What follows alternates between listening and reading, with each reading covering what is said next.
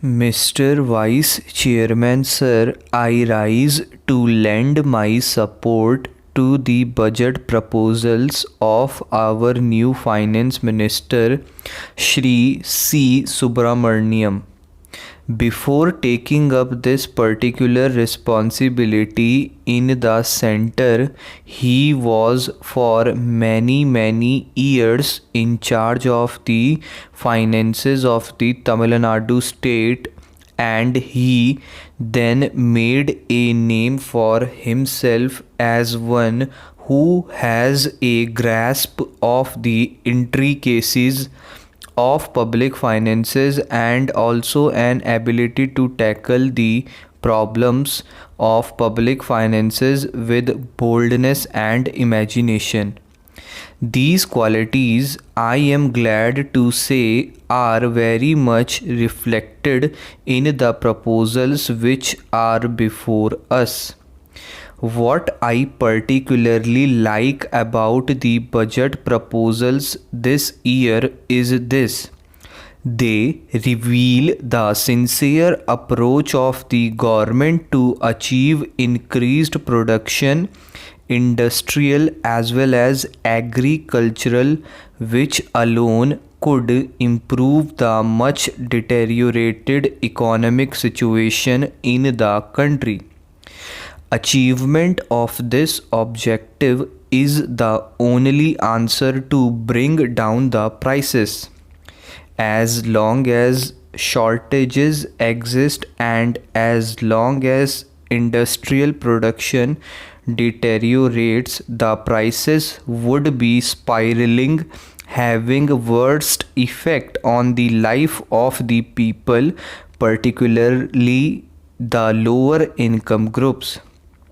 I am glad that the Finance Minister has taken care to achieve this objective in making large allocations for agriculture and food production. The real and difficult task is not in making allocations for the plans but in putting them through. In my mind, it appears that both the central and state governments are launching ambitious plans which our economy cannot bear. Instead of taking up too many projects, we should confine ourselves to a few projects and complete them in record time. By doing so, we would not only be saving a lot of money in establishments but would be able to reap the fruits sooner to enable us to proceed further.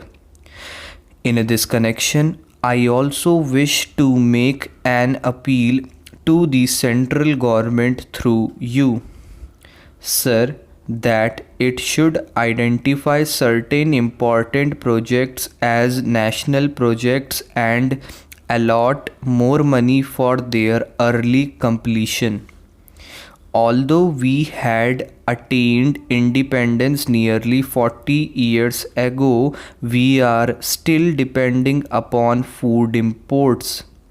We seem to have spent about 4 to 500 crores during the last year on the import of food grains.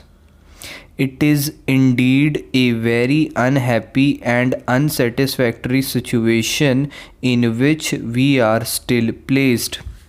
Instead of spending hundreds of crores on food imports, and that too in the form of scarce and valuable foreign exchange, why not we complete those of our projects already under execution?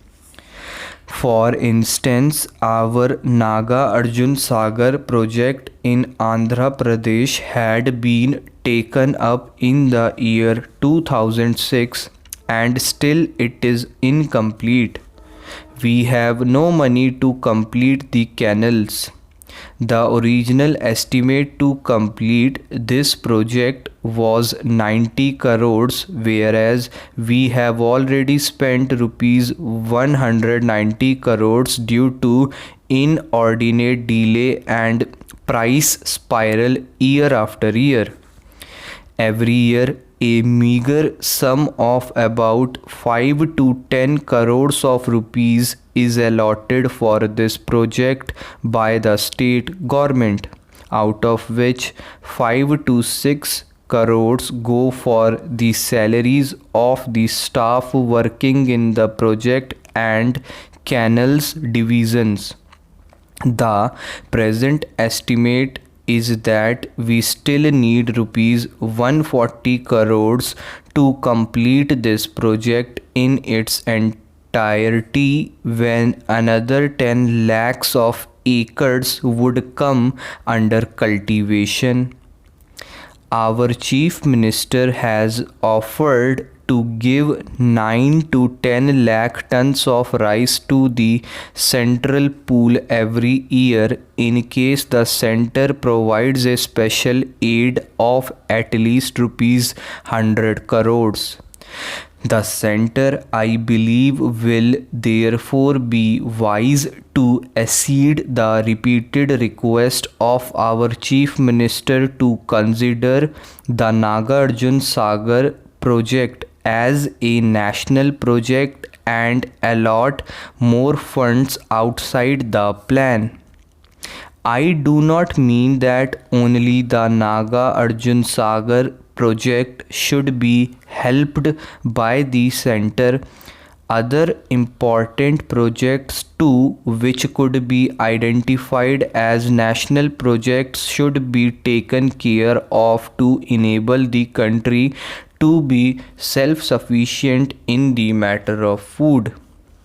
Likewise, the power problems should also be tackled on a national scale. The recent coming into operation of regional grids is a welcome development. All steps should be taken to bring into being a national grid as soon as possible. Instead of wasting our monies and energies in starting a large number of power units here, there, and everywhere, we should concentrate on 3 or 4 super thermal stations utilizing our immense reserves of coal. This would free us from the anxieties associated with the vagaries of rainfall and enable us to meet the ever-growing requirements of power for our industry and agriculture. Before I pass on to other matters, I would like to say a few words on a thing which is agitating the minds of the people of Andhra Pradesh very much.